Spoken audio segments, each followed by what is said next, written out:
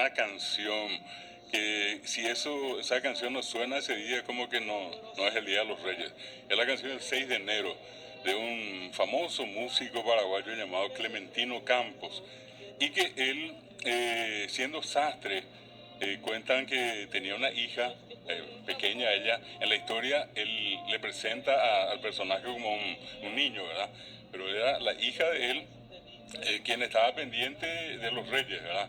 Y él, el que iba a ser el rey, estaba también pendiente de un cliente que tenía que venir a retirar un traje que había hecho.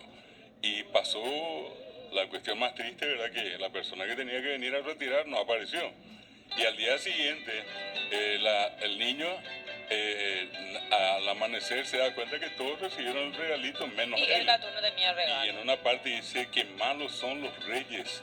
No me trajo un regalito, dice. No me trajo literalmente, Ay, ¿verdad? no. Y ahí está. Era hermosa la mañana del Día de los Reyes. Pero, Las risas infantiles mundo pire. cada cual con el obsequio Cada cual con el obsequio que los reyes le hicieran.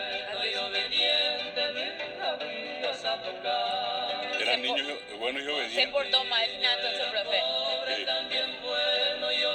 Era bueno y obediente, era pobre.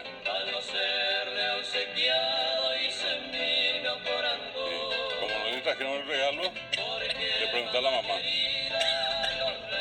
¿por qué, mamá querida, los reyes del oriente no me hizo un regalito? Antero Pehuerú, y le trajo a todos. ¿Por qué no a mí? Una canción muy triste, ¿verdad? Y eso también creo que es interesante, acompañar todas esas campañas que se hacen en todas partes para que lleguen regalos, Para ayudar a ¿verdad? juntar Para regalos. juntar regalos, no cuesta nada, ¿verdad?